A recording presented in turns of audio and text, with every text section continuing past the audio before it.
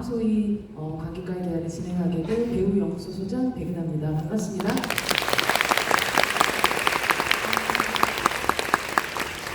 자주자주 되게 분노가 치밀어 오르고 또 매우 마음 아픈 그런 이야기였을 텐데요. 이 영화를 만든 정주리 감독님 그리고 김시은 배우님을 모시고 오늘 관객과의 대화 이어가도록 하겠습니다. 감독님이 지금 관객석에서 같이 함께 영화를 보셨다고 들었거든요. 감독님 무대 위로 바로 올라와 주시면 김시은 배우님이 저쪽에서 같이 또 등장하겠습니다. 큰 박수로 맞이해 주시기 바랍니다.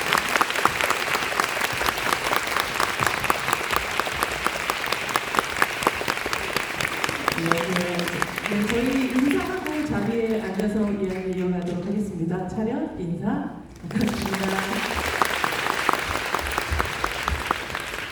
네, 그럼 다시 또 극장에서 관객분들과 함께, 특히나 부산국제영화를 찾은 관객분들과 함께 다음 소위를 또 보신 또 소감이 어떠신지, 그리고 관객분들에게 인사 말씀 부탁드립니다. 저희 여기 방역 장단의 또 이야기를 듣고 저희 마스크 벗고 이제 진행을 하도록 하겠습니다. 네.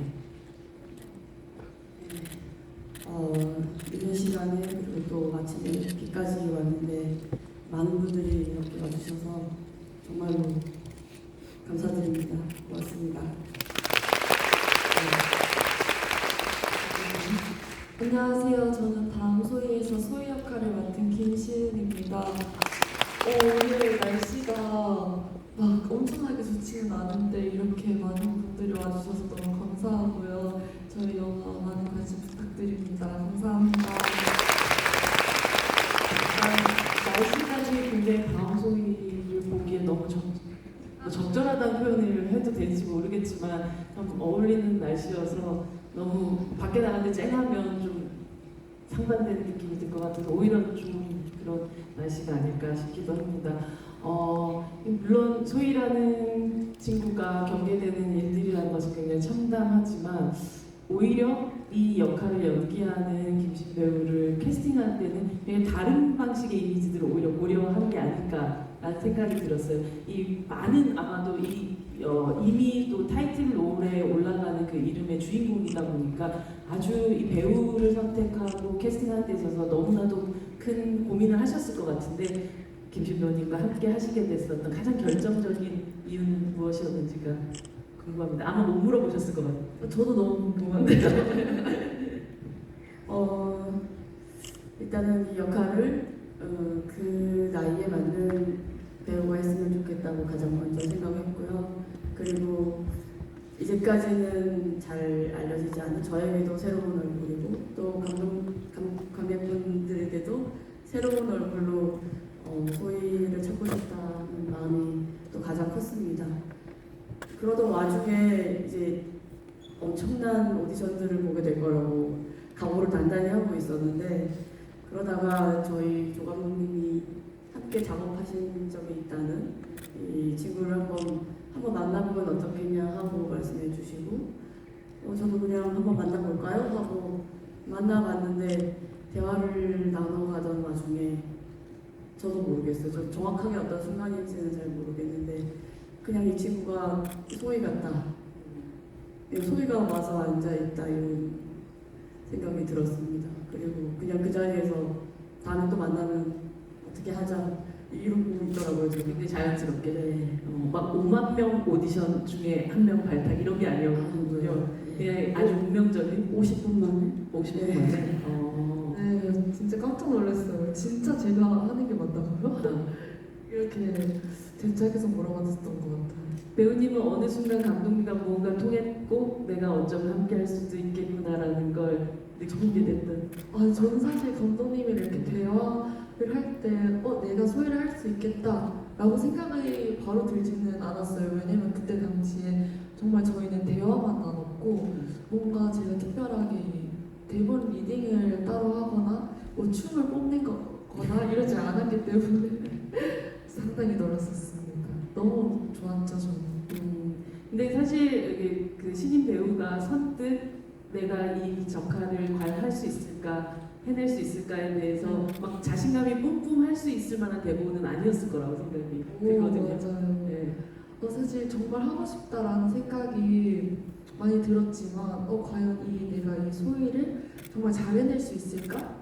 라는 확신이 들지는 않았었던 것 같아요. 근데 이 다음 소희라는 시나리오를 읽고 그래도 이 작품이 정말 세상에 나와서 조금은 다르고 조금 더 나은 세상이 되지 않을까라는 뭔가 소망이 있었거든요. 그래서 그럼 이 시나리오를 쓰신 감독님을 한번 만나고 싶고 대화를 나눠보고 싶다. 이래서 저는 사실 그런 마음으로 감독님과 미팅을 그리고 오디션을 봤었던 것 같아요. 신 배우님께서 바로 뭔가 감독님한테 이건 왜 그래요? 라고 혹시 질문하신 질문 같은 게 있으셨어요? 그런 건 없었고요. 그냥 정말 평범하게 이런저런 얘기를 나눴었던 것 같아요. 그래서 더 깜짝 놀랐죠. 이거 제가 오디션이라니. 진짜 당을 하게 됐다고요? 이 영화를 이미 여러분들은 보셨지만 한 1시간 13분, 1시간이 훌쩍 넘어서야 배두나 배우가 첫 등장을 하게 되는 이렇게 반반으로 나눠져 있는 구조를 갖고 있기도 한데요. 이제 배두나 배우 같은 경우는 여러분들 다 아시겠지만 도이아라는 작품으로 감독님과 함께 하셨던 그런 배우였는데 사실 본청에서 다시 자리가 나기를 기다리고 있는 형사라든지 이 영화 속에서 직업적인 면들은 같은 그런 배우 같은 역할을 같은 배우가 또다시 그 다음 두 번째 작품까지 같이 하게 됐었을 때 이것은 어쩌면 배두나가 형사를 연기를 한다면 같은 형사라도 다르게 보일 거라는 확신 혹은 아니면 새로운 인물을 연기해낼 거라는 어떤 믿음 같은 게 있기 때문에 할 수 있는 선택이 아니었을까라는 생각이 들었어요. 두나 배우님과 두 번째 작업을 어떻게 다르게 하고 싶었고 또 어떤 믿음도 갖고 작업에 임하셨는지요? 우선 첫 영화를 같이 만들고 그때 제가 생각했던 것들 그리고 말씀드리자면 너무나 환상적으로 이 배우와의 작업을 해내고 이번 영화를 준비를 하면서는 시나리오를 쓰는 과정에서도 그 배우, 배두나라는 존재가 있기 때문에 이런 인물을 또 만들어낼 수 있었던 것 같아요. 영화 중간에 등장해야 되고 그리고 특별히 그 인물에게 뭔가를 더 할애해서 영화 속에서 말해줄 수도 없고 여러 가지 제약들이 있음에도 불구하고 단방의 관객들을 사로잡고 끝까지 함께 이끌어 나갈 수 있는 배우. 저는 제 머릿속에는 배두나밖에 떠오르지 않았고 그리고 당연히 제가 생각한 것 이상으로 훨씬 더 잘 표현해낼 거라고 믿어 의심치 않았고요. 그리고 영화를 찍는 내내 그것을 또 확인해가는 과정이기도 했습니다. 다음 소위 준비하는 과정에서 제가 또 함께 좀 작업할 일들이 있어가지고 두나 배우님께 자주 만났었는데 가장 큰 걱정은 춤. 실제로 많이 나오지도 않아요, 그렇죠? 사실 두나 배우가 춤추는 장면 굉장히 많이 나오지 않는데 정말 최선을 다해서 춤 연습을 하시더라고요. 그 과정을 옆에 지켜보시면서 어떠셨는지요? 연습실에 이제 와서 춤을 춰야 된다 했을 때 진짜 그렇게 할 거냐고 물어보더라고요. 그래서 진짜로 굉장히 춤을 잘 추는 사람이니까 해야 됩니다. 정말로 깜짝 놀랐고 정말로 열심히 연습했습니다. 본인이 계속 힙합 노래를 들어가면서 부단히 연습을 했고요. 그리고 또 처음 김시은 배우랑 만난 자리가 바로 그 연습실이기도 했어요. 그래서 영화 속에서 마치 처음 만나듯이 그렇게 만난 것도 되게 재미있었던 일이었고 두 분 다 굉장히 열심히 연습을 했습니다. 시은 배우님의 춤추는 장면도 사실 이 영화 속에서 첫 등장부터 춤을 추고 그리고 마지막 순간까지도 그렇게 춤을 춰요. 진짜 사실 물리적으로 굉장히 힘든 일이기도 했었을 것 같은데. 저희가 사실 춤을 엄청나게 잘 추는 편도 아니고 그런데 소희는 춤을 좋아하고 그래도 조금은 잘 추는 친구잖아요. 그래서 춤을 정말 열심히 제가 할 수 있는 한 최선을 다해서 춤을 췄던 것 같아요. 가장 좋아했던 노래나 맞추기 좋아했던 안무 같은 게 있어요? 그 노래가 등장하지 안 나왔거든요. 않는데 네. 그 노래가 있어요. 뭘지 얘기해 주셔도 돼요? 꿈이 뭐야라는 곡이거든요. 네. 노래가 좋으니까 박자가 잘 맞을 거예요. 사실 영화 속에서도 되묻는 사람들이 되묻는 그런 물음이기도 하지만 왜 소희는 그렇게 춤을 췄을까요? 그 배우님이 해석했던 소희의 춤 췄던 이유. 저도 처음에는 춤이 뭘까라고 많이 생각을 해봤었던 것 같아요. 근데 그냥 결론적으로는 내가 무언가를 좋아하는데 꼭 이유가 필요한 건 아니라고 생각이 들더라고요. 제가 해석을 했을 때에는. 그래서 소희라는 인물 자체도 그냥 춤이 좋아서 저도 뭔가 거창하게 말을 하고 싶지만 단순하게 춤이 좋아서 소희가 춤을 많이 열심히 췄던 거 아닌가 싶습니다. 그리고 잘하고 싶었던 것 같기도 하고. 꿈이 뭐야라는 그 노래를 여기 틀지 않고 깔지 않고 네. 사실은 무음 속에서 춤만 추는 모습을 선택한 거에는 반드시 감독님의 의도가 있었을 것 같거든요. 네, 저희 이 자리에 와 계신 제작실장님께서 그 곡을 사용할 수 있도록 또 굉장히 부단히 노력을 하셔가지고 그런 저작권 문제도 해결해 주시고 해서 그 그레이 씨에게 허락을 받아서 사용을 할 수 있게 되었었어요. 그런데 막상 이제 제가 원래는 이렇게 이어폰 안에서 새어나오는 음악으로 해보려고 했는데 막상 그 장면이 담고 있는 것은 계속해서 틀리는 장면, 그것을 반복하는 장면이라서 그 꾸준하게 음악을 넣기가 참 애매하더라고요. 그래서 그 음악은 오로지 소위 귀 속에서만 들리는 음악으로 하고 우리는 그냥 바깥에서 잠시 그 아이의 숨소리, 뭐 발소리 이런 것만 듣는 게 낫겠다 싶었습니다. 그러니까 몸짓은 굉장히 처절한데 동시에 이 아이는 지금 굉장히 살아있구나 같은 것도 느끼기도 했었던 장면이라서 오히려 말씀하셨던 대로 제작진장이 너무 고생하셨겠지만 음악이 안 들어가는 편이 훨씬 더 우리에게 소희를 제대로 보여주는 첫 오프닝이었다는 생각이 듭니다. 꽉 메워주신 이 관객분들이 엄청난 질문들을 또 가지고 계실 것 같은데요. 저희 관객분들에게 마이크 또 넘어가도록 하겠습니다. 여기서 두 번째, 돌아보시는 분에게 마이크 가도록 하겠습니다. 네, 안녕하세요. 감독님 진짜 영화 보면서 너무 많이 분노도 하고 슬퍼서 안타까운 경험이 있는데요. 눈 내리는 장면이 여러 번 등장했는데 감독님이 생각하시는 눈의 의미가 뭔지 궁금합니다. 네. 저도 울 것 같네요.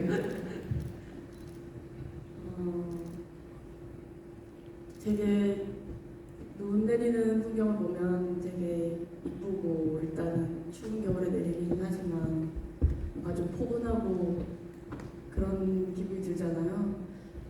그러면서도 또 한편으로는 그 눈이 다 내리고 난 다음에 그 눈이 또 녹을 때 이럴 때를 보면 언제 그렇게 예뻤냐는 듯이 또 지저분하게 있었던 이런 것들이 또 드러나기도 하잖아요. 그런 차원에서 이 영화에서 눈을 사용하면 좋겠다고 생각을 한 것 같습니다. 한편으로 되게 위로받고 싶을 때 눈이 내리는 것 같은데 또 영락없이 그 다음에는 너무 안 좋은 일들이 생기고 그런 거였던 것 같아요. 네, 다음 질문 가도록 하겠습니다. 여기 앞에서 세 번째 줄에 지금 두 번째 앉으신 분 가도록 하겠습니다. 바로 말씀하시면 돼요.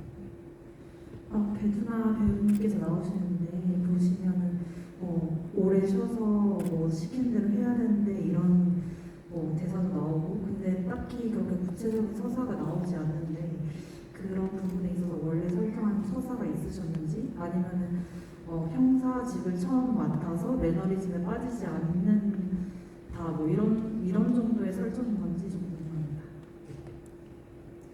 네, 그러니까 영화 속에 나오는 딱 그 정도로만 갖고 있었습니다. 거기까지는 사실은 드러나진 않지만 어머니가 돌아가셨고 또 오랫동안 1년 넘게 휴직을 한 이유가 또 어머니 돌아가시기 전에 같이 이 병간호를 하는 둘밖에 없으니까 이런 정도의 설정이었고요. 대개는 이제 이렇게 실무를 하지 않고 여기서 나오는 본청이라고 불리우는 그곳에서 사무직으로 일했던 그런 경찰로 설정을 했습니다. 이제 엊그제 제가 영화를 보다가 그 위에 형사과장이 어머니 일은 하고 유진이 지금 바로 가봐야 돼서요 라고 하잖아요. 이게 제 심정 같아요. 지금 바로 가봐야 돼서 영화를 빨리 진행시켜야 돼서 더 네. 이상 어머니 얘기를 더 이상 할 수가 없었어요. 감독님 이런 의외의 유머가 있으신 분이시죠? 아마도 도희양 때 같은 경우는 또 이 형사의 또 전사들이 조금 나오기도 해서 아마도 그녀에게도 뭔가 다른 이유가 있지 않을까라는 생각을 좀 하셨지 않았을까 싶기도 해요. 네. 다음 질문으로 이어가도록 하겠습니다. 이번에는 조기 제일 끝에 네 지금 손 계속 들고 계신 분에게로 가겠습니다. 그 감독님 영화 너무 잘 봤고요. 그 소희가 마트에서 맥주 2병 마시는 장면에서 그 문틈 사이로 들어온 햇살이 되게 저에게 따뜻한 이미지로 느껴졌는데 사실 그 이후의 내용 전개는 뭔가 따뜻한 이미지와 뭔가 저는 맞지 않는 전개니까 그 햇살이 소희에게 어떤 의미였는지 좀 궁금해서 감사합니다.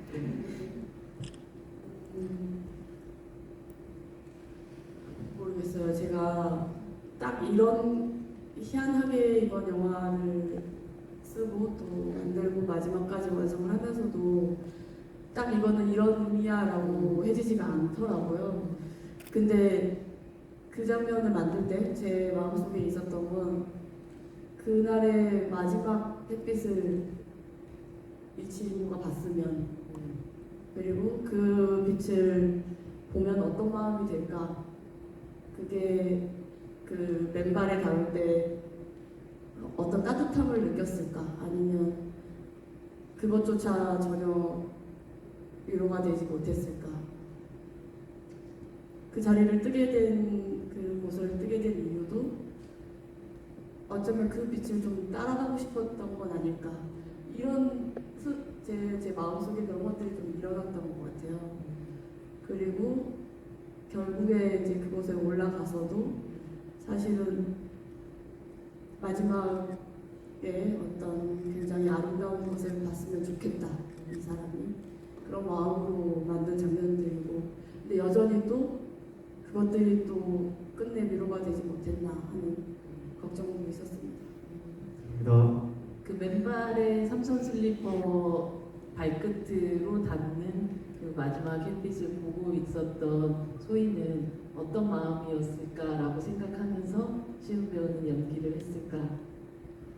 저는 그 빛이 저한테 왔을 때 제가 소희로서 느꼈던 감정은 어쩌면 위로받고 싶었다라고 생각이 들기도 했고 그래서 그 빛이 왔을 때 빛이네 이렇게 생각하고 그걸 봤는데 그 빛이 너무 아름다운 거예요. 그래서 그 빛을 따라가고 싶다라는 생각이 들어서 그 가맹집에서 일어나지 않았나 싶습니다.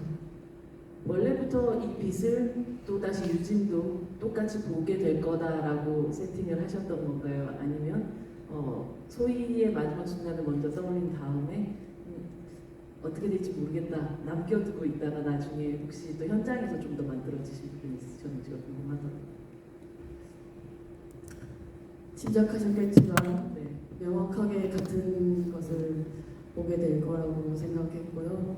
그리고 유진은 그곳에 두 번째 들르게 되는 건데 두 번째 들렀을 때 또 같은 빛을 느끼게 되는 거니까 그때 처음에 왔을 때랑은 또 완전히 달라진 굉장히 다르더라고요. 네, 상태로 그곳에 같은 자리에 앉아있게 하고 싶었습니다. 근데 소희가 벗은 발로 왔었다면 두나 배우는 굉장히 단단한 군화 같은 느낌의 워커를 신고 있는 그 발이 어떤 결심 혹은 그녀가 앞으로 해나갈 일들이 결국 저 호수로 빠져드는 일은 아니겠구나라는 생각을 좀 하게 됐었던 것 같은데요. 네, 그 장면 뭐 여러분들도 다 너무 이게 정확하게 어떤 의미다라고 워딩으로 말하지 않더라도 정말 다 같이 느끼시지 않았을까 싶은 장면입니다. 맥주를 2병을 한 번에 네, 한 번에 두 명씩 시키는 건 소희의 항상 그 배포인가요? 술을 먹고 소희는 소주도 마시는 거예요. 맞죠? 맥주 일단 2병 시켜야죠. 맥주는 2병이 맥주는 맥주는 2병이 기본이군요. 오늘 큰 깨달음을 얻고 갑니다. 네, 다음 질문으로 가겠습니다. 조기로 갈게요. 네, 맞습니다. 네, 이렇게 하시고.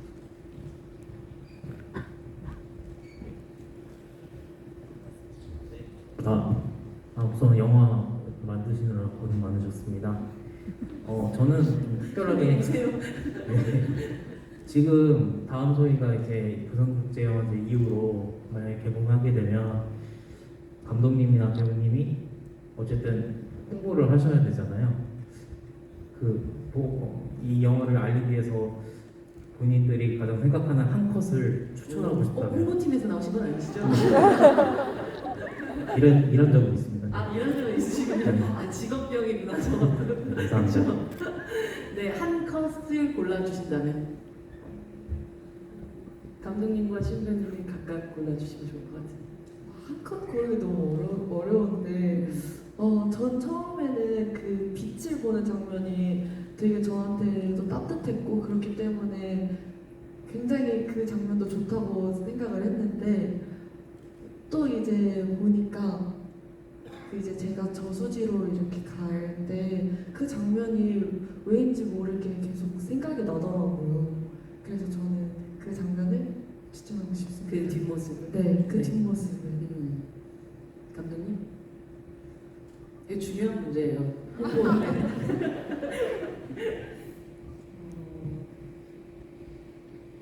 실제로 영화에는 사용하지 못했는데 어떤 포스터가 하나 있어요. 우리가 만들어 놓은 가안 포스터 중에 하나가 그 저수지가 있고 그 물을 내려다보는 유진이 혼자 서 있는 장면이 있습니다. 근데 그 서 있는 모습이 있고 그 옆으로 그림자가 하나 이렇게 와 있어요. 근데 이제 소희가 화면 바깥에 서 있다가 생긴 그림자가 우연하게 이렇게 찍힌 진짜요? 네, 저도 봤는데. 장면이 있습니다. 우리 스틸 기자님이 그래서 그 장면을 좀 해보고 싶네요. 공개해 주실 건가요? 꼭 포스터로나 뭐 이렇게 쓰이지 않더라도 꼭 공개 한번 해주시기 바랍니다. 공약 같은 건가요? 100만 우리 넘으면 홍보팀이 있을 텐데. 사실 이게 배도 배우의 그 연기라는 게 아까 말씀하셨던 같은 그 가맹집을 처음 등장해서 처음 방문했을 때와 그 이후에 방문했을 때 감정 상태가 완전히 달라 있고 지금 소희의 그 사건에 대해서 느끼고 있는 분노의 상태도 완전히 달라져 있는데 이 감정의 상태를 어떤 방식으로 그라데이션에서 올라가야 하는가에 대해서 굉장한 고민들이 많았을 것 같아요. 누군가가 봤을 때 갑자기 왜 급발진할 수 있다라고 느껴질 수도 있거든요. 그래서 그런 부분에 대해서 배우님하고 어떤 방식의 또 이야기를 나누셨는지가 좀 궁금하더라고요.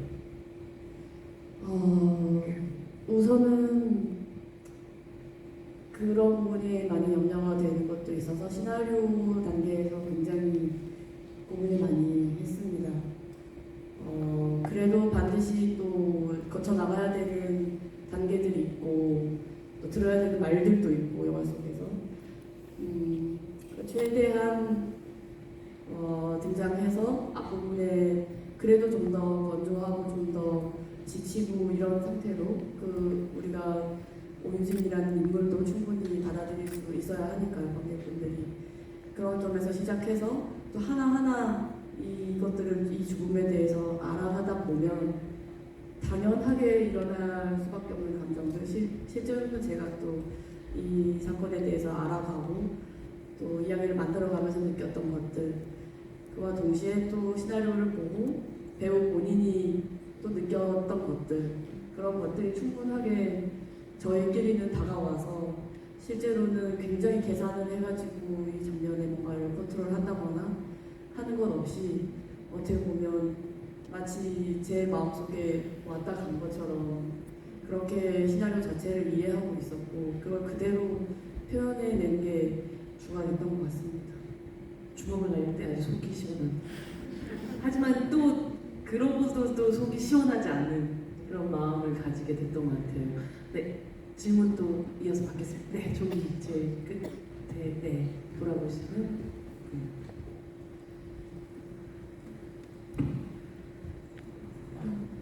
음악 잘 봤습니다. 계속 울면서 봤는데 저는 소희가 정의로운 친구라고 생각했거든요. 처음에 곱창집에서도 그렇고 근데 나중에 콜센터에서 일할 때 그 아이가 죽었다는 남자 어른이 전화를 하는데 바로 해지해주지 않고 막 계속 판매를 하려고 했었잖아요. 저는 그게 소희가 뭔가 그때 실적이 좋은 때니까 돈을 벌고 싶어서 그런 거라고 생각했는데 소희가 정의로운 친구라고 생각했는데 그렇게까지 돈을 벌고 싶었던 이유가 뭔지 궁금했습니다. 그때 소희는 왜 그랬을까요? 저도 그 장면에 대해서 많이 생각을 해봤었는데요. 소희가 소희도 처음에 그 얘기를 듣고 굉장히 놀랬을 거예요. 놀랬고 근데 그 상황에 이제 너무 익숙해져 버린 거죠. 나는 이 일을 어쨌든 계속해서 로봇처럼 말을 하고 있고 그리고 그때 친구들한테도 카톡이 왔잖아요. 그래서 또 정신도 없었을 거고 그래서 그 상대방의 그 마음까지 소희가 그때 당시에는 헤아리지 못했었던 것 같아요. 근데 이제 그 콜을 끊고 나서 드는 소희가 원래 그런 친구가 아니었잖아요. 근데 그렇게 점점 변해버린 자신에 대해서도 되게 많이 질책하고 자책하고 그러면서 점점 소희가 콜센터 하는 그 일에 대해서도 되게 많은 고민이 들었을 거고 그래서 더욱더 힘들고 마음이 아팠었어요.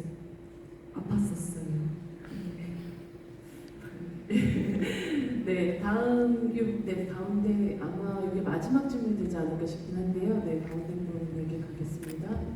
네, 네, 이분입니다. 네. 마이크 전달 좀 해주세요. 네, 전달 좀 부탁드릴게요. 마이크. 네, 일단 영화 너무 재밌게 잘 봤습니다. 혹시 그 첫 장면이랑 마지막 장면이 다 춤추는 장면으로 끝났는데 처음에는 좀 실수를 많이 하잖아요. 그리고 마지막에는 정말 멋지게 완벽하게 춤을 추는데 그게 어떤 의도가 있는지 궁금하고요.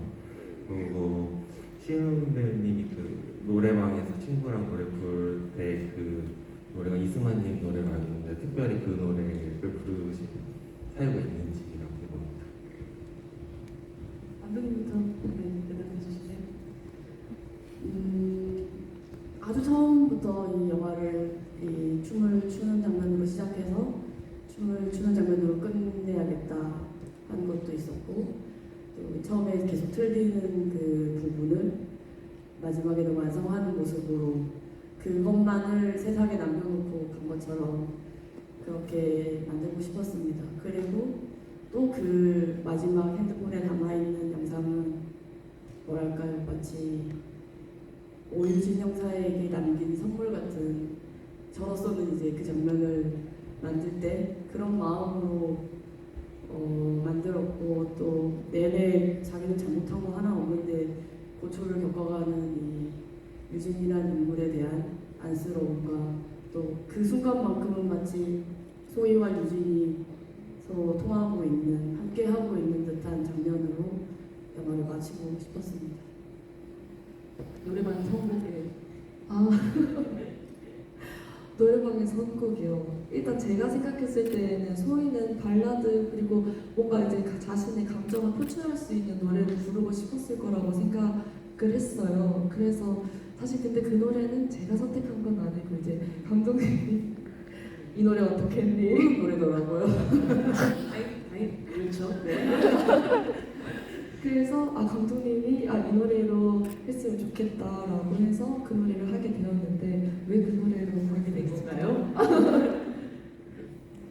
이 여자아이 둘이 그 목이 찢어져라 뭔가 이 애절한 노래를 불렀으면 좋겠다 하는 것도 있고 제가 또 이승환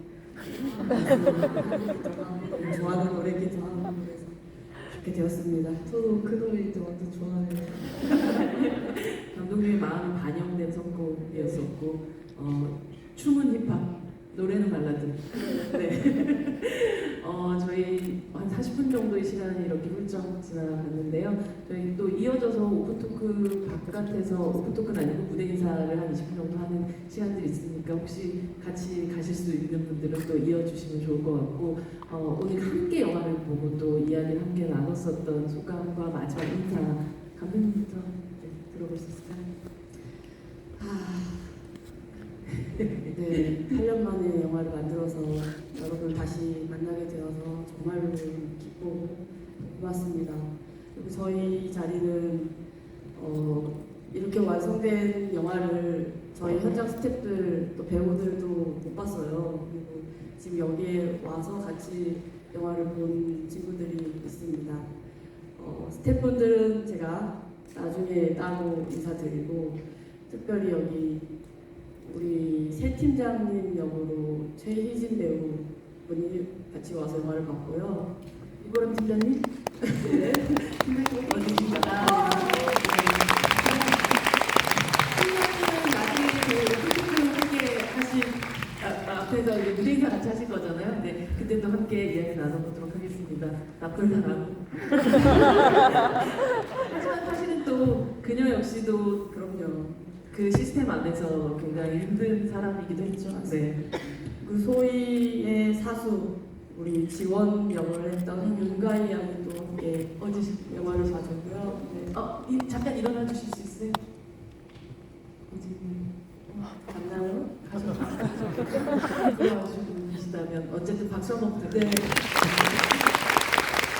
저희가 고맙게도 우리 상담사 역으로 같이 내내 일주일 내내 함께 그 콜센터 세트 안에서 고생했던 우리 친구들도 함께 여기 지금 영화를 보고 있었어요.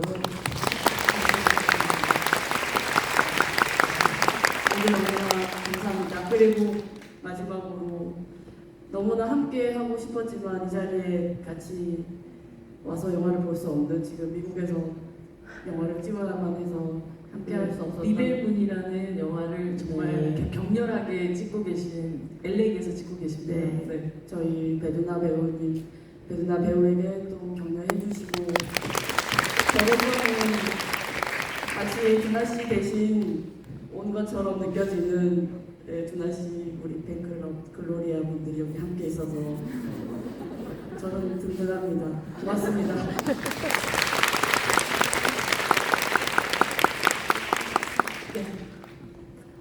저는 이번에 부산국제영화제에 처음 오게 되었는데 이렇게 다음 소희와 함께 할 수 있어서 너무 좋았고요. 그리고 너무 영광이었고 오늘 또 이렇게 끝까지 자리 함께 해주셔서 감사합니다. 앞으로도 저희 다음 소희 많이 사랑해주시고 관심 가져주시면 감사하겠습니다. 오늘 진짜 감사합니다. 함께 해주신 다음 소희 팀에게 같이 박수 치면서 이 자리를 마무리하겠습니다.